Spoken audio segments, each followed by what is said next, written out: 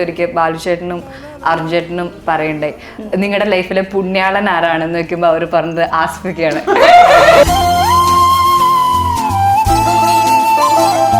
അനശ്വരയ്ക്ക് ഇപ്പൊ ചെറുതായിട്ടൊരു flash back star എന്നുള്ളൊരു പേര്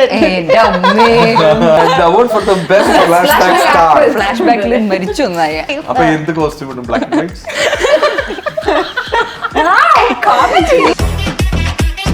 ത്രില്ലർ അല്ലെ ഇൻവെസ്റ്റിഗേഷൻ സിനിമകളിൽ ഉണ്ടാവുന്ന വല്ല ട്വിസ്റ്റോ സംഭവം ഒന്നും ഉണ്ടായിട്ടല്ല.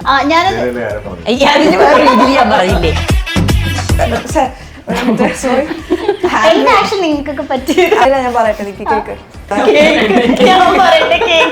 അപ്പം പക്ഷെ ആദ്യം റിലീസ് ആവുന്നത് രേഖാചിത്ര.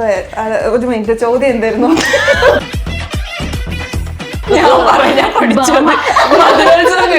രേഖാചിത്രമായിരുന്നു.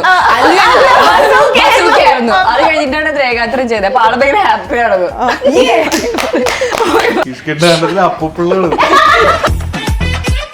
അനശ്വരനെ കുറിച്ചിട്ട് എപ്പോഴും ഞാൻ തീപ്പെട്ടിക്കൊള്ളി എന്നാണ് എനിക്ക് ഓർമ്മ വരുന്നത്. ആ ഒരു ആക്ടിങ് എങ്ങനെ പൊളിറ്റിക്കലി റോങ്.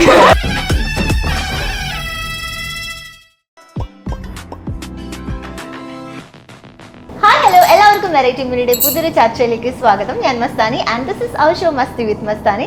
സോ ഇന്നത്തെ എൻ്റെ ഗസ്റ്റുകൾ രേഖാചിത്രം എന്ന ഏറ്റവും പുതിയ ഫിലിമിന്റെ വിശേഷങ്ങളുമായി അതിൻ്റെയൊക്കെ താരങ്ങളാണ് അനശ്വര, ആസിഫ് ഖാ, ഭാമ ആൻഡ് മേഘ.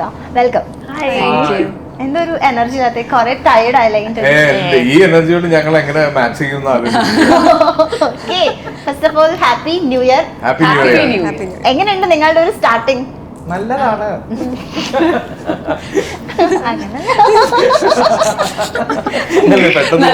ടീച്ചർ സ്കൂളിൽ അല്ലെ ഒരു ഫീല് വന്നു.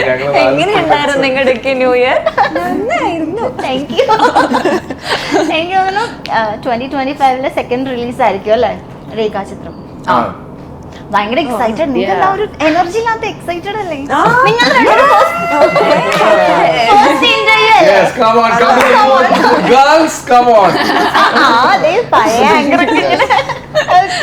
ഇത് ആക്ച്വലി മലയാളത്തിലെ first alternate history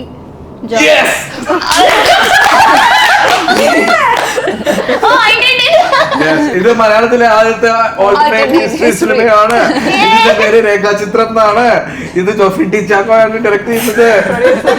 producer Venu Kunnappilly, Andrew Joseph. തൊട്ടതെല്ലാം പൊന്നാക്കുന്ന രണ്ടുപേരാണ്. 2024 അത് പ്രതീക്ഷിച്ചില്ലല്ലോ. പക്ഷെ ആക്ച്വലി 2024 നിങ്ങൾ രണ്ടുപേരും ചെയ്തതൊക്കെ തൊട്ടതൊക്കെ പൊന്നായിരുന്നു. നാക്ക് പൊന്നാവട്ടെ. Thank you. അപ്പൊ ഞാനിങ്ങനെ സംസാരിക്കും. ഇങ്ങനെയുള്ള കാര്യങ്ങൾ സംസാരിച്ചു. കൊറേ സിനിമ ഇറങ്ങിയില്ലേ 2024 പക്ഷെ എനിക്ക് അടിയൂസ് അമിഗോസ് ആയിരുന്നു കുറച്ചുകൂടി ഫേവറേറ്റ്. ആ ഒരു പ്രിൻസ് എന്ന് പറഞ്ഞ ക്യാരക്ടർ നമ്മുടെയൊക്കെ ലൈഫിൽ അങ്ങനെ ഒരാളുണ്ടായിരുന്നെങ്കിൽ എപ്പോഴെങ്കിലും ഒക്കെ ഫീൽ ചെയ്യും. എനിക്ക് എല്ലാം ഫേവറേറ്റ് ആയിരുന്നു. ബട്ട് അത് അല്ല, ഇത് എപ്പോഴും ഓൺലൈൻ റിവ്യൂസിനെ പറ്റിയിട്ട് പറയാൻ ഞാൻ ആഗ്രഹിക്കുന്ന ഈ പോയിന്റ് ആണ്.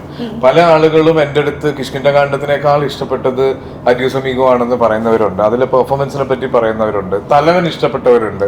അപ്പം നമുക്ക് എല്ലാവർക്കും ഒരു സിനിമ ഒരുപോലെ ഇഷ്ടപ്പെടണം എന്നില്ല അല്ലെ? ഇപ്പൊ എനിക്ക് ഇവർക്ക് ആർക്കും ഇഷ്ടപ്പെട്ടതായിരിക്കില്ല മസ്താനിക്ക് ഇഷ്ടപ്പെടുന്നത്, മസ്താനിക്ക് ഇഷ്ടപ്പെട്ടായിരിക്കില്ല എനിക്ക് ഇഷ്ടപ്പെടുന്നത്, ഇപ്പൊ എനിക്ക് ഇഷ്ടപ്പെട്ടായിരിക്കണമെന്നില്ല ഇവർക്ക് ആർക്കും ഇഷ്ടപ്പെടുന്നത്. അപ്പൊ അങ്ങനെ ഓരോരുത്തരുടെ ഇഷ്ടം പല രീതിയിലുള്ളതാണ്. അപ്പൊ എനിക്ക് ഇഷ്ടപ്പെടാത്തതുകൊണ്ട് ഈ സിനിമ നിങ്ങൾക്ക് ആർക്കും ഇഷ്ടപ്പെടരുതെന്നും ഈ സിനിമ നിങ്ങൾ ആരും കാണരുതെന്നും പറയുന്നതിൽ കാര്യമില്ല.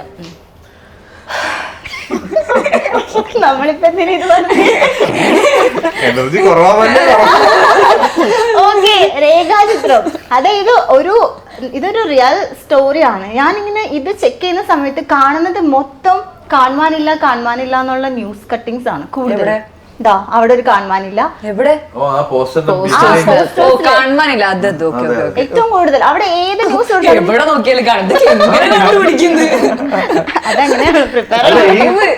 ഇതിന്റെ ടൈറ്റിൽ സൂം ചെയ്ത് നോക്കിയിട്ട് അത് സീൻ പേപ്പർ ആണോ എന്ന് നോക്കിയ ആൾക്കാരുണ്ട്. പിന്നെ കുറെ സ്ക്രിപ്റ്റിന്റെ സാധനങ്ങളൊക്കെ ഉണ്ട്. പക്ഷെ ആരൊക്കെയോ കാണാതെ പോകുന്നുണ്ടെന്ന് തോന്നുന്നു അല്ലെ? അതായത് ഒരു റിയൽ ഇൻസിഡന്റ് ബേസ് ചെയ്തിട്ടുള്ള അല്ല അല്ല അല്ല അല്ല അതാണ് ഓൾട്ടർനേറ്റ് ഹിസ്റ്ററി. പക്ഷേ ഏറ്റവും കൂടുതൽ ഇപ്പൊ ഒരു സിനിമയുടെ സെറ്റിൽ നടന്ന ഒരു സംഭവം റിലേറ്റ് ചെയ്തിട്ടുള്ള ഒരു സംഭവം, പക്ഷെ അതിന്റെ വേറൊരു ഓൾട്ടർനേറ്റ് ആയിട്ടുള്ള വേർഷൻ വേർഷൻ ഒരു സംഭവിച്ച സംഭവത്തിന്റെ സംഭവിക്കാത്ത വേർഷൻ. സംഭവിക്കാത്ത വേർഷൻ ഫിക്ഷനിൽ എഴുതിയ ഒരു വേർഷൻ. ഓക്കെ, അതാണ് രേഖാചിത്രം. യെസ്. എനിക്ക് തോന്നുന്നു അനശ്വരയ്ക്ക് ഇപ്പൊ ചെറുതായിട്ടൊരു ഫ്ലാഷ് ബാക്ക് സ്റ്റാർ എന്നുള്ള ഒരു പേര് എന്റെ അമ്മേ പൂർത്തിയായി. ഫ്ലാഷ് ബാക്കിൽ വരുന്ന ഫിലിംസ് ഒക്കെ ഹിറ്റാണ്. ഓക്കേ. ഓക്കെ അതിലേക്ക് എല്ലാം hit ആണ്. പക്ഷെ അത് പ്രത്യേകിച്ച് And the award for the best flashback star. Flash ബാക്കിൽ മരിച്ചു ഒന്നായ. Okay. അപ്പൊ എന്ത് കോസ്റ്റ്യൂം ഇടും? Black and white?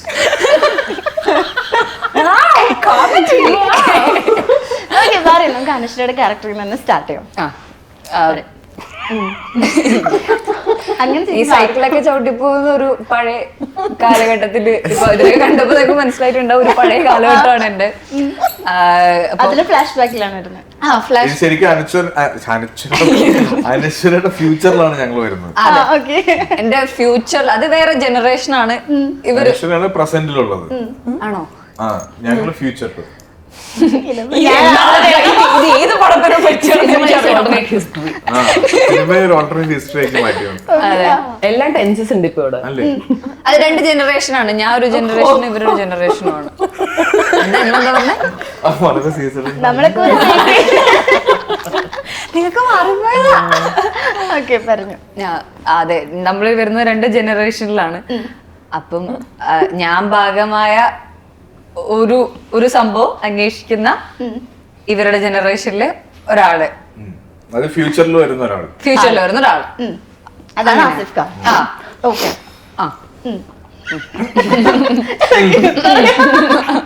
Asif Khan പോലീസായിട്ട് വരുമ്പോ എനിക്ക് തോന്നുന്നു ഇന്നലെ രാവിലെ തുടങ്ങിയ ഇന്റർവ്യൂ മുതല് അത് ഞാൻ പറയുന്നില്ല, അതെനിക്കറിയാം, എല്ലാരും അത് പറയുന്നുണ്ടെന്ന്. പക്ഷെ ഞാൻ പറയുന്നത് കൂമനിലാണെങ്കിൽ കോൺസ്റ്റബിൾ ആയിട്ട് വന്നു, അതിനുശേഷം തലവനില് SI ആയിട്ട് വന്നു, ഇതില് CI ആയിട്ട് വരുന്നു. ആ ഒരു ട്രാൻസ്ഫർ കിട്ടി വരുന്നുണ്ടോ ക്യാരക്ടേഴ്സിൽ? അത് ശ്രദ്ധിച്ചായിരുന്നു? എന്തൊരു എക്സൈറ്റ്മെന്റ് ഇല്ലാത്ത. അല്ല, ഞാന് ഈ പോലീസ് ഓഫീസർ ക്യാരക്ടേഴ്സ് വരുന്നുണ്ട്. ഇപ്പം എനിക്ക് പൊതുവെ ത്രില്ലർ സിനിമകളോടുള്ള ഒരു താല്പര്യം, ഇൻവെസ്റ്റിഗേഷൻ സിനിമകൾ പ്രത്യേകിച്ച്, അങ്ങനെ ഒരു സമയം ഉണ്ടായിരുന്നുകൊണ്ടാണ് ഇതിപ്പം ജിത്തു സാറിന്റെ കൂമൻ ചെയ്യുന്ന സമയത്തൊക്കെ അതിനൊരു ഒരു ക്യൂരിയോസിറ്റി മൊത്തത്തിലുള്ള ഒരു സിനിമയായിരുന്നു. പക്ഷെ ഇതിലേക്ക് വരുമ്പോൾ ഇതൊരു കുറെ കൂടെ ഒരു ഇൻവെസ്റ്റിഗേഷൻ ഡ്രാമ എന്നാണ് ജോഫിന് ഇതിനെ പറയാൻ ഇഷ്ടപ്പെടുന്നത്. അപ്പൊ എൻ്റെ ഒരു ഭയങ്കര, ഞാനിങ്ങനെ കണക്ട് ചെയ്ത് ഭയങ്കര ക്യൂരിയസ് ആയിട്ടുള്ള ഒരു കേസ് ഇൻവെസ്റ്റിഗേഷൻ അങ്ങനെ ഒന്നും ഇല്ല. കുറെ കൂടി ഇമോഷണലി ഡ്രിവൺ ആയിട്ടുള്ള ഒരു അന്വേഷണമാണ് ഇതിൽ പറഞ്ഞു പോകുന്നത്. പിന്നെ ഞാൻ ഇപ്പൊ CI വരെ എത്തി നിൽക്കുന്നുണ്ട്. ഇനി കുറച്ചും കൂടെ കഴിയുമ്പോൾ DGP, SP, DSP എന്നൊക്കെ പറഞ്ഞ എന്തെങ്കിലുമൊക്കെ ആവുമായിരിക്കും. ഓക്കെ. ഇപ്പൊ എന്താ നിങ്ങളുടെ ക്യാരക്ടേഴ്സ്? എനിക്ക് തോന്നുന്നു ഇപ്പൊ മദനോത്സവം OTT റിലീസായപ്പോ കുറച്ചുകൂടി ആൾക്കാരുടെ അവര് കാണുന്നതും അതിന്റെ കുറെ റെസ്പോൺസ് ഒക്കെ കിട്ടുന്നുണ്ട്. ഞാൻ കണ്ടായിരുന്നു കുറെ സ്റ്റോറിയും വീഡിയോസ് ഒക്കെ ഇട്ടതൊക്കെ. അപ്പൊ പടം കണ്ടിരുന്നു? പടം കണ്ടില്ല.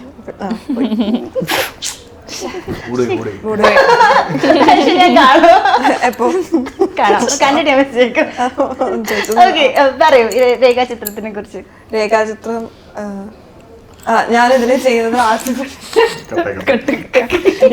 ആസിഫിന്റെ പേരായിട്ടാണ് ചെയ്യുന്നത്.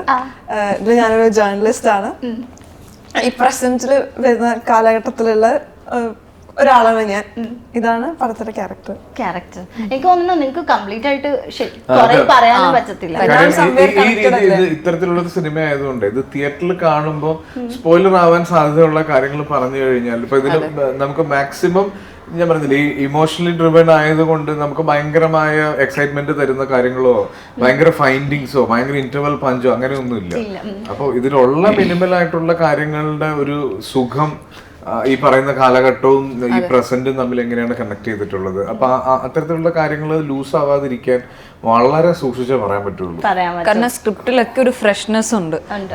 ഭയങ്കര സസ്പെൻസോ ട്വിസ്റ്റോ ഒന്നും ഇല്ല പടത്തില്. അപ്പം ആ സ്ക്രിപ്റ്റിലെ ഫ്രഷ്നെസ്സും നമ്മള് ഈ രേഖാചിത്രം ഉണ്ടാക്കിയെടുത്തപ്പോഴുള്ള ഫ്രഷ്നെസ് ഉണ്ട്. ഇത് ആൾക്കാർക്ക് കാണുമ്പോൾ അത് നമ്മൾ പറഞ്ഞ കോളാക്കി അത് സ്പോയിൽ ആവണ്ട, അവരുടെ ഒരു എക്സ്പീരിയൻസ് കളയണ്ടെന്ന് വെച്ചിട്ടാണ് ഒന്നും പറയാൻ പറ്റാത്തത്. അല്ലാതെ ഒന്നും ഭയങ്കര വലിയ സസ്പെൻസോ യൂഷ്വൽ ത്രില്ലർ അല്ലെ ഇൻവെസ്റ്റിഗേഷൻ സിനിമകളിൽ ഉണ്ടാവുന്ന വലിയ ട്വിസ്റ്റോ സംഭവം ഒന്നും ഉണ്ടായിട്ടല്ല. ഇല്ല ഞാനത്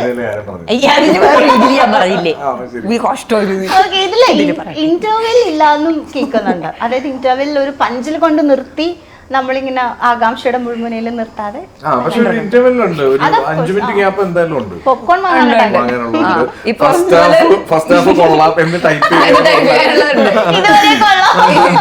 ചെറിയ ലാഗ് ഉണ്ട് എന്നൊക്കെ അടിക്കാനുള്ള ഒരു സ്പേസ് ഉണ്ട്. പറയൂ മേഘ, എന്താ ഞാനിപ്പോ എന്താ പറയുന്നത്? നമുക്ക് ഒരു മസ്തി വിത്ത് മസ്താനിയുടെ മൂടി പോകുന്നതായിരിക്കും. ഇതൊരു സീരിയസ് ഇന്റർവ്യൂ ആണ്, കാരണം സീരിയസ് അയ്യോ ഇവിടെ സീരിയസ് ഇല്ല. ഇത് ഭയങ്കര പ്രശ്നമാണ്. നമ്മൾ ഇത്രയും ഒരു 5 എന്നോട് പിയാറോ പ്രത്യേകം പറഞ്ഞ സിനിമയെ കുറിച്ച് എന്തെങ്കിലും ചോദിക്കണം. നമ്മൾ നോർമലി സിനിമയെ കുറിച്ച് കുറച്ച് ചോദിക്കണ്ടേ? ട്രെയിലർ ഉണ്ടായിരുന്നു സിനിമയുടെ? കണ്ടു. Okay fine. അപ്പൊ അതിനകത്ത് കാണിക്കുന്ന ഒരു ക്യാരക്ടറാണ് ഞാൻ ചെയ്യുന്നത്.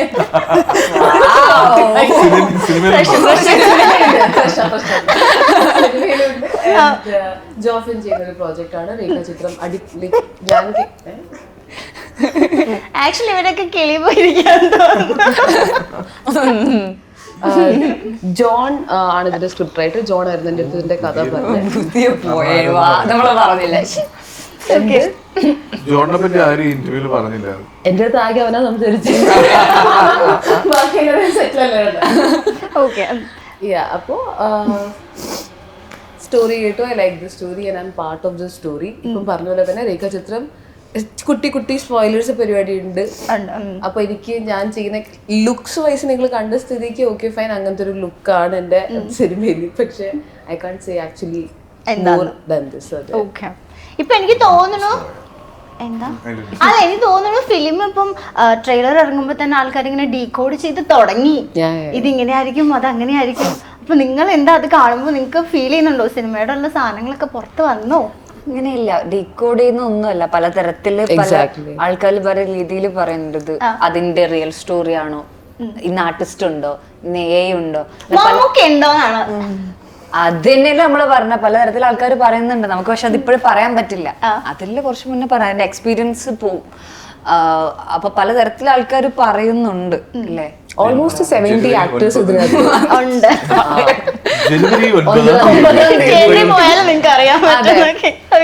എനിക്ക് തോന്നുന്നു 2024 എന്ന് ചോദിച്ചാൽ ഏറ്റവും അടിപൊളി വർഷമായിരുന്നു മലയാളത്തിൽ. കുറേ സിനിമകൾ ഇറങ്ങിയത് എല്ലാം ഹിറ്റായിരുന്നു. മലയാളികൾ ഒരുപാട് ക്യാഷ് തിയേറ്ററിൽ കൊണ്ടുപോയി നമ്മൾ ഇഷ്ടത്തോടു കൂടി കൊടുത്തിട്ടുണ്ട്. അപ്പൊ അതേപോലെ ഒരു സ്റ്റാർട്ടിംഗ് ആണ് 25-ൽ. ഇപ്പം ഐഡന്റിറ്റി ആണെങ്കിലും വളരെ അടിപൊളിയായിട്ട് റിവ്യൂസ് ഒക്കെ വരുന്നുണ്ട്. ഇനി വരാൻ പോകുന്നത് രേഖാചിത്രമാണ്. അപ്പൊ നിങ്ങൾക്ക് എന്തായാലും ഒരു അടിപൊളി സ്റ്റാർട്ടിംഗ് ആണല്ലോ. എന്നാലും 2024 വെച്ച് നോക്കുമ്പോൾ എന്തെങ്കിലും ഒരു ബെസ്റ്റ് മെമ്മറി ഷെയർ ചെയ്യാനുണ്ടോ? ബെസ്റ്റ് മെമ്മറി ഡെഫിനറ്റ്ലി സിനിമ തിയേറ്ററിൽ നിന്ന് വരുമ്പോൾ ഈ ആളുകൾ കൈയടിച്ച് എഴുന്നേൽക്കുന്നതിന്റെ ഇടയിൽ കൂടെ നടന്നു വരുന്നതാണ് തന്നെ ഏറ്റവും വലിയ മെമ്മറി. ഒരു സിനിമ ഓടുമ്പോൾ കിട്ടുന്ന സന്തോഷം ഞാൻ എപ്പോഴും പറയുന്ന ഒരു കാര്യമാണ്. സിനിമ ഓടുമ്പോൾ കിട്ടുന്ന സന്തോഷത്തിന് പകരം വെക്കാൻ വേറെ ഒന്നിനും പറ്റില്ല. സിനിമ കണ്ടു കഴിഞ്ഞ ആളുകൾ നല്ല സിനിമയായിരുന്നു എന്ന് പറയുന്നതും മെസ്സേജ് അയക്കുന്നതൊക്കെ ഉണ്ടല്ലോ, അത് ഭയങ്കര രസമുള്ളൊരു ഫീലാണ്. അത് ഏറ്റവും കൂടുതൽ ആസ്വദിച്ചത് 24-ലാണ്. പിന്നെ മൊത്തം എന്റെ മാത്രമല്ല ഞാൻ പറയുന്നത്, മൊത്തം മലയാളം ഫിലിം ഇൻഡസ്ട്രിയെ പറ്റി ആളുകൾ അല്ലെ നമ്മൾ കാണുന്ന ഈ നാഷണൽ ലെവലിലുള്ള റിവ്യൂവേഴ്സ് മുഴുവൻ അവർ പറഞ്ഞു തുടങ്ങുമ്പോൾ അവരൊരു എക്സൈറ്റ്മെന്റ് ഉണ്ട്. വേറെ ഏത് ഇൻഡസ്ട്രിയെ പറ്റി പറയുമ്പോഴും അവർക്കെല്ലാം ഓക്കെ തമിഴ് സിനിമയുടെ ഒരു കാറ്റഗറി ഉണ്ട്, അല്ലെ അവർക്കൊരു ജോണർ ഉണ്ട്, തെലുങ്കിനുണ്ട്, ഹിന്ദിക്കുണ്ട്. പക്ഷെ മലയാളത്തിനെ പറ്റി പറയുമ്പോൾ നമുക്ക് അങ്ങനെ ഒരു പെർട്ടിക്കുലർ ജോണർ ഇല്ല. നമ്മൾ ഏത് ടൈപ്പ് ഓഫ് സിനിമകളാണ് കൊണ്ടുവരുന്നതെന്ന് ആർക്കും പ്രെഡിക്റ്റ് ചെയ്യാൻ പറ്റില്ല. നമ്മുടെ ഇൻഡസ്ട്രിയിൽ നിന്ന് വന്നു പ്രേമലു വന്നു, മഞ്ഞുമൽ ബോയ്സ് വന്നു, ഭ്രമയുഗം വന്നു, ആവേശം വന്നു, കിഷ്കിന്ധകാണ്ഡം വന്നു, തലവൻ വന്നു, എല്ലാം പല പല രീതിയിലുള്ള സിനിമകളാണ് വരുന്നത്. അപ്പൊ അത് മലയാളം ഫിലിം ഇൻഡസ്ട്രിയെ നമ്മുടെ മാർക്കറ്റ് വെച്ച് നോക്കും. ഇപ്പൊ OTT ഉള്ളത് കൊണ്ട് നമ്മുടെ സിനിമകൾക്ക് ഭയങ്കര നാഷണൽ വൈഡ് ആയിട്ടുള്ള ഒരു റീച്ച് കിട്ടുന്നുണ്ട്. ആളുകൾ നമ്മുടെ സിനിമ തിയേറ്റേഴ്സിൽ പോയി കാണുന്നുണ്ട്. ഇപ്പൊ മാർക്കോ ആലോചിച്ച് നോക്കും, മാർക്കോ ഹിന്ദിയില് എനിക്ക് തോന്നുന്നു പെർ ഡേ അറൌണ്ട് 100 ഷോസ് എന്തോ ആണ് കളിക്കുന്നത്. അപ്പൊ അത് മലയാളം ഫിലിം ഇൻഡസ്ട്രിയുടെ ഒരു വലിയ ഗ്രോത്ത് ആണ്. അത് നമുക്ക് എല്ലാവർക്കും ഡയറക്ട്ലി നമ്മൾക്ക് ബെനിഫിഷ്യൽ ആവുന്നതാണ്. യെസ്. ഓക്കെ, എന്താ അനുശ്വരയുടെ ഒരു 24 മെമ്മറി?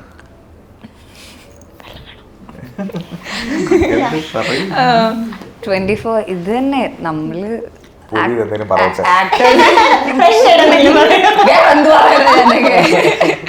നമ്മൾ ആക്ടേഴ്സിനെ സംബന്ധിച്ചൊരു തിയേറ്ററിൽ നിന്ന് ഹാപ്പി ആയിട്ട് ഇറങ്ങി വരാം, നമ്മുടെ സിനിമ കണ്ടിട്ട് ഹാപ്പി ആയിട്ട് ഇറങ്ങി വരാം, അത് ഹിറ്റായി എന്നുള്ളൊരു റിയലൈസേഷൻ നമ്മളെ ഹിറ്റ് ചെയ്യുന്നു, ആ മൊമെന്റ് ആണ് നമുക്ക് ഹാപ്പിനെസ് വരുന്നത്. അതിൽ കൂടുതൽ ഹാപ്പിനെസ് ഒന്നും ഇപ്പൊ എന്നെ സംബന്ധിച്ച് വേറെ ഒന്നും ഇല്ല. ഓക്കെ, എന്താണ് ബാമയുടെ 24 ഹാപ്പിനെസ് ഒരു best happy memory? Best happy memory രേഖാചിത്രം ഹാപ്പൻ. രേഖാചിത്രത്തിന്റെ ഷൂട്ട് ചെയ്തത് 24-ലായിരുന്നു. പിന്നെ നല്ല നല്ല സിനിമകൾ കാണാൻ പറ്റി, പറഞ്ഞ പോലെ ഹാപ്പിയായി തിരിച്ച് കാണാൻ പറ്റി. സോറി, നിങ്ങൾക്കൊക്കെ പറ്റിയ അല്ല ഞാൻ പറയട്ടെ, എനിക്ക് കേക്ക് എന്താ അറിയോ, 2024 നമ്മളിപ്പോ തിയേറ്ററിൽ പോയി തിരിച്ചു വരുന്ന സമയത്ത് നമ്മൾ ഹാപ്പി ആയി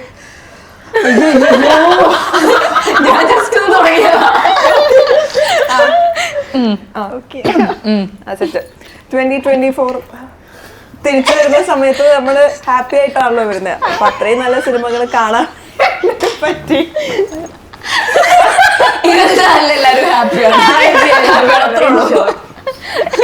ഇതുപോലെ അല്ല യുണീക്ക് ആയിട്ടുണ്ട്.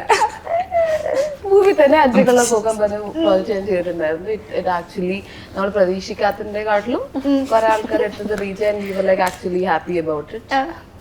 അങ്ങനെ then the year was actually very beautiful. എനിക്ക് പേഴ്സണലി ആണെങ്കിലും എനിക്ക് സിനിമയ്ക്കാണെങ്കിലും either ways it was very wonderful.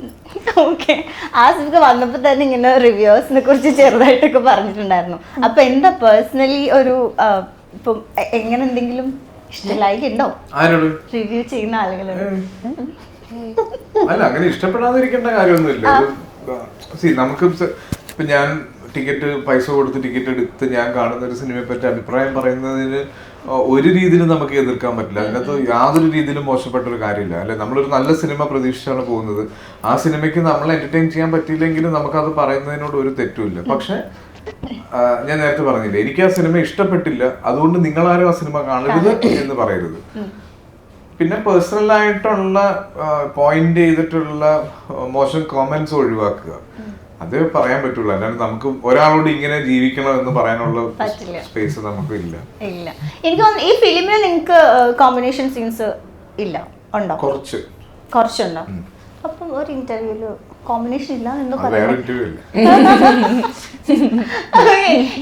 വേറൊരു ഇന്റർവ്യൂല് പറഞ്ഞായിരുന്നു. ഇപ്പം അനുശ്വരനെ കുറിച്ചിട്ട് എപ്പോഴും ഞാൻ തീപ്പെട്ടിക്കൊള്ളി എന്നാണ് എനിക്ക് ഓർമ്മ വരുന്നത്. ആ ഒരു ആക്ടിങ് എങ്ങനെ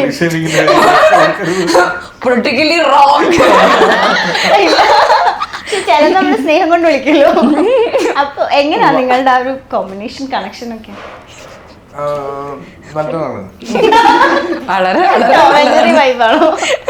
അല്ല, എനിക്ക് ഇവിടെ കാണുമ്പോ എപ്പോഴും ആ ഒരു എവിടെ നമുക്കൊക്കെ പണ്ട് മുതലേ അറിയാവുന്ന ആളുകളോടുള്ള ഒരു ഇഷ്ടമുണ്ടല്ലോ, അത് എപ്പോഴും തോന്നിയിട്ടുണ്ട്. പിന്നെ ഈ ക്യാരക്ടറിനെ പറ്റി പറയുമ്പോൾ ഇതില് ഭയങ്കര ആപ്റ്റാണ്. ഇതില് ഭയങ്കര ഇന്നസെന്റ് ആയിട്ടുള്ള ഒരു കുട്ടി, ആ കുട്ടിയുടെ എക്സൈറ്റ്മെന്റും ആ കുട്ടി കാണുന്ന ഒരു പുതിയ ലോകവും ഒക്കെയാണ് അനശ്വരയുടെ ക്യാരക്ടറിനോട് കാണിക്കുന്നത്. അപ്പൊ അത് വളരെ കൃത്യമായിട്ടുള്ള കാസ്റ്റിംഗ് ആയിട്ട് തന്നെയാണ്. അപ്പം അനുവിനെ പറ്റി എല്ലാവരും പറയുന്നത് പെട്ടെന്ന് ക്യാരക്ടർ സ്വിച്ച് ചെയ്യാൻ പറ്റും. നമ്മൾ ഓരോ സിനിമയിൽ കാണുമ്പോൾ ഓരോ ആളായിട്ട് തോന്നും. അതൊരു വലിയ പ്ലസ് പോയിന്റ് ആണ്. ഓക്കെ, ഇപ്പം ലേറ്റസ്റ്റ് ഇപ്പം ബസൂക്ക വരുന്നുണ്ട്, അങ്ങനെ വലിയ ഹൈ പ്രൊജക്ട്സിലേക്കൊക്കെയാണ് പോകുന്നത്. അപ്പൊ ആ ഒരു എക്സൈറ്റ്മെന്റ് എത്രത്തോളം? മദനോത്സവം കഴിഞ്ഞിട്ടായിരുന്നു ഞാൻ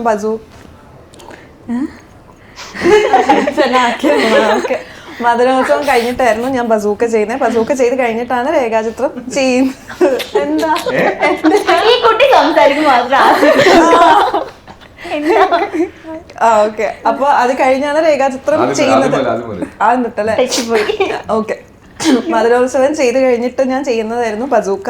അത് കഴിഞ്ഞാണ് ഞാൻ രേഖാചിത്രം ചെയ്യുന്നത്. അപ്പം പക്ഷെ ആദ്യം റിലീസ് ആവുന്നത് രേഖാചിത്രം. ഒരു മിനിറ്റ്, ചോദ്യം എന്തായിരുന്നു?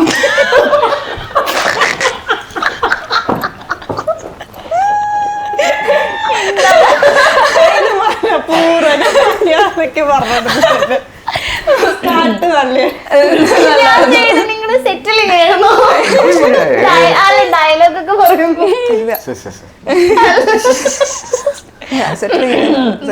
സീരിയസ് ആയിട്ട്. Okay 1 2 3 okay start. മധുരോത്സവം കഴിഞ്ഞ് ചെയ്യുന്നത്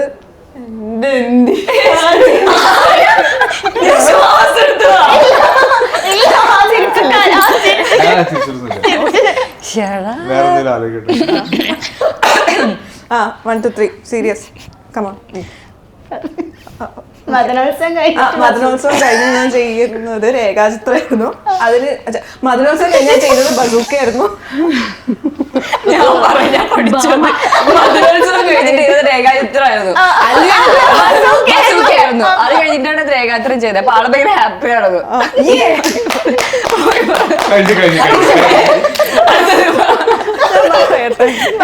പറഞ്ഞു അപ്പുള്ളൂ.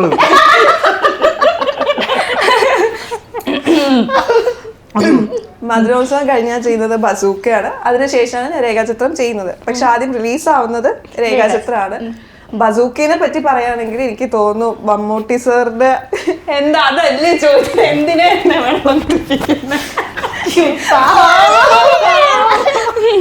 ജമ്പ് ചോദിച്ചു.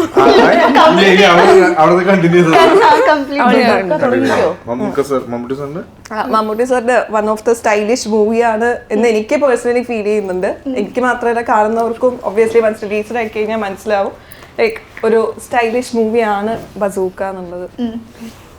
ഓക്കെ ശരി.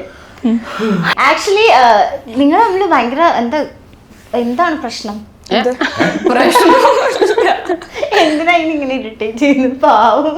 അല്ല, നമ്മള് കഴിഞ്ഞ 2 ദിവസം കൊടുത്തുന്ന എല്ലാ ഇന്റർവ്യൂസും ഭയങ്കര സീരിയസ് ആയിരുന്നു.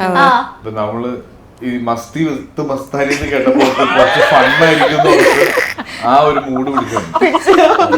ഓക്കെ ശരി. ഇപ്പോ എന്തായാലും ജനുവരി 9th രേഖാചിത്രം ഇറങ്ങുവാണ് തിയേറ്ററിലേക്ക്. അപ്പൊ എനിക്കറിയാം നമ്മള് സിനിമ പ്രേക്ഷകരെ സംബന്ധിച്ചിടത്തോളം ഭയങ്കര എക്സ്പെക്ടേഷൻ ആയിരിക്കും സിനിമയെ കുറിച്ചിട്ട്, അതേത് സിനിമയെ കുറിച്ചിട്ടാണെങ്കിലും. അപ്പോൾ പ്രേക്ഷകർ എന്തായാലും തിയേറ്ററിൽ തന്നെ പോയി കാണണം. ആൻഡ് സിനിമയ്ക്ക് എല്ലാവിധ ആശംസകളും. അടിപൊളിയാവട്ടെ. എന്നാൽ ഒരു കാര്യം കൂടി ഞാൻ ചോദിക്കട്ടെ, എനിക്ക് ആസിഫിക്കനോട് ചോദിക്കാനുള്ളത്, ഇപ്പം ആസിഫിക്കയുടെ ഇപ്പം ഫിലിം അല്ലാത്ത ഇപ്പം തിയേറ്റർ വിസിറ്റ് വീഡിയോസ് ആണെങ്കിലും അല്ലെങ്കിൽ ലൊക്കേഷൻസിലാണെങ്കിലും അല്ലെങ്കിൽ പുറത്തുള്ള കുറേ വീഡിയോസ് കാണുമ്പോൾ നമുക്ക് ഈ ജിസ് ജോയി സാറിന്റെ ഫിലിം കാണുമ്പോൾ ഒരു ഫീൽ ഗുഡാണ് കിട്ടുന്നത്. ഇപ്പൊ ഫാൻസിന്റെ കൂടെ ഇടപഴകുന്ന കാര്യങ്ങളാണെങ്കിലും അതൊക്കെ പിന്നെ ആൾക്കാരുടെ പേരുകൾ ഓർത്തിരിക്കുന്നതൊക്കെ അതെങ്ങനെയാ ഒരു ഹാൻഡിൽ ചെയ്യുന്ന സംഭവം? ഞാനിങ്ങനെയൊക്കെ ശീലിച്ചത് അത് അങ്ങനെയൊക്കെ സംഭവിക്കുന്നതാണ്. അതൊന്നും വലിയ കാര്യമല്ല മസ്താനി. നമ്മള് പക്ഷെ അത് കാണാൻ ഭയങ്കര കൂളാണ്. ഞാൻ പറയട്ടെ, ആള് ഭയങ്കര കൂളാണ്. ഇപ്പൊ നമ്മള് സെറ്റ് കാണുമ്പോഴായാലും ഞാൻ പറഞ്ഞ എന്നെ ആദ്യമായിട്ട് കാണുന്ന സമയത്ത് എന്നോട് ഇങ്ങോട്ട് വന്നിരുന്ന് സംസാരിച്ച് കമ്പനിയായ ആളാണ്. അതിനുശേഷം സെറ്റിലൊക്കെ അത് എല്ലായിടത്തും കാണുമ്പോൾ ഭയങ്കര കൂളായിട്ട് എല്ലായിടത്തും, ഇപ്പം ഫാൻസിൻ്റെ അടുത്താണെങ്കിലും കോസ്റ്റാർസിൻ്റെ അടുത്താണെങ്കിലും ഭയങ്കര ഈസി ആയിട്ട് മിങ്കിൾ ചെയ്യുന്നതാണ്. ഞാൻ പുണ്യാളൻ്റെ പ്രൊമോഷൻ ഇരിക്കുന്ന സമയത്ത് ഒരിക്കൽ ബാലുചേട്ടനും അർജുനും പറയണ്ടായി, നിങ്ങളുടെ ലൈഫിലെ പുണ്യാളൻ ആരാണെന്ന് വെക്കുമ്പോൾ അവർ പറഞ്ഞത് ആസ്ഫിക്കയാണ്.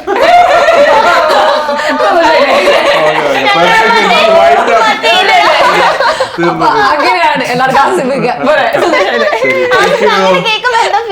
നേരെ പോയി കിടന്നു. Thank you so much. Appo thank you so much guys and all the very best for your movie and happy 2025. Ella adivalayatte. Thank you so much.